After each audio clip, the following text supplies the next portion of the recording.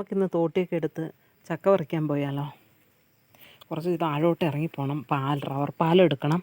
Rubber വെട്ടി വെച്ചിട്ടുണ്ട്. പാലും എടുക്കണം. ചക്കയും പറിച്ചിട്ട് വരണം. നമുക്കിനി അവിടുത്തെ കുറച്ച് വിശേഷങ്ങൾ കാണാം കേട്ടോ.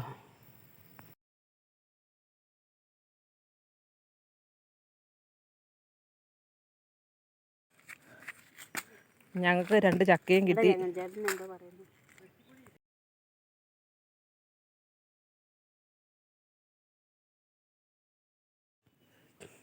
ഞങ്ങൾ ചക്കയും പറിച്ചു, റബ്ബറിൻ്റെ പാലും എടുത്തു. ഇത് കണ്ടോ, തോട്ടിയൊക്കെ ഉണ്ട്. ഈ തോട്ടി എടുത്തിട്ടായി താഴോട്ട് ഇറങ്ങിപ്പോയ ചക്കയുണ്ടായിരുന്നു. പോയ പൊക്കിനൊരു 3 തേങ്ങയും കിട്ടി. തേങ്ങ ഞാൻ തോർത്തിൻ്റെ അകത്ത് കെട്ടി. കാട്ടുകിഴങ്ങിൻ്റെ വള്ളിയാന്ന് തോന്നുന്നു.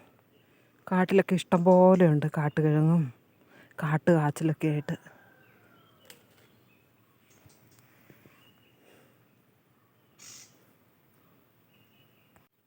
സൈഡ് ഭാഗമൊക്കെ കാടാണ്. ഇത് വെട്ടുന്ന റബ്ബറാണേ.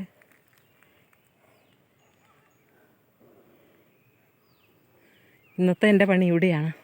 പാലെടുക്കണം. ഇതിൻ്റെയൊക്കെ പാലെടുത്ത് കഴിഞ്ഞു. ഇനി താഴെ കൊണ്ടുപോയിട്ട് ഉറയൊഴിച്ച് ഷീറ്റാക്കി എടുക്കണം. അങ്ങനെ ഷീറ്റടിയും കഴിഞ്ഞു, പാലെടുക്കലും കഴിഞ്ഞു, എല്ലാം കഴിഞ്ഞ് ഇനി വീട്ടിലേക്ക് തിരിച്ചു പോവുകയാണ്. വഴിയൊന്നുമില്ല, കുറച്ച് കാട്ടിക്കൂടിയൊക്കെ കയറി പോകണം. ഉരുക്കിൻ്റെ പൂവാണ്. ചെറുപ്പകാലത്തൊക്കെ ഇതെടുത്ത് നഖത്തേൽ ഒട്ടിച്ച് വെക്കുമായിരുന്നു. യക്ഷിയുടെ നഖമാണെന്നൊക്കെ പറഞ്ഞ്. അതൊക്കെ ഒരു കാലം. ഇത് കണ്ടോ, ഇങ്ങനെ ഒട്ടിച്ച് വെക്കുമായിരുന്നു. ഇതൊരു കിണറാണ്. വെള്ളമുണ്ട് ഇതിൻ്റെ അകത്ത്. അവിടെയൊക്കെ വീടുണ്ട്. വീടില്ലെന്നൊന്നും ഓർക്കണ്ട. റോഡ് സൈഡാണ്. ഓരോ ആൾക്കാരുടെയും പറമ്പായതുകൊണ്ട് തെളിക്കാതെ ഇട്ടിട്ട് ചെറിയ കാട് പിടിച്ചതാണ്. ചെറിയ കാടല്ല കേട്ടോ, വലിയ കാട് തന്നെ. ഞാൻ അങ്ങ് താഴേന്ന് കയറി വന്നേ. സ്ട്രോബെറി കണ്ടോ, കുറേ എണ്ണം ഉണ്ടായിരുന്നേ സ്ട്രോബെറി.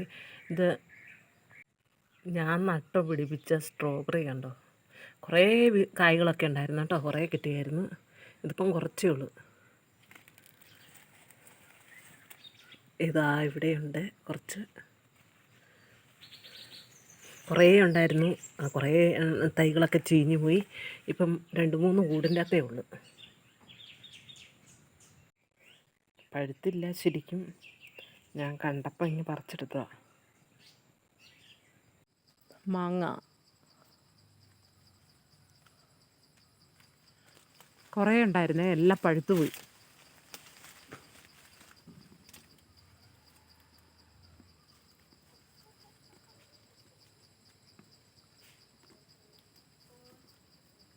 ഇത് ഇപ്പം 2 ട്രിപ്പ് കണ്ണിമാങ്ങ ഉണ്ടാകുന്നു. ഓവൽ കൃഷിയാണിത്. ഇഷ്ടംപോലെ ഉണ്ടായിരുന്നു. വെള്ളമില്ലാത്തതുകൊണ്ട് ഇപ്പോൾ ഇലയൊക്കെ കരിഞ്ഞു.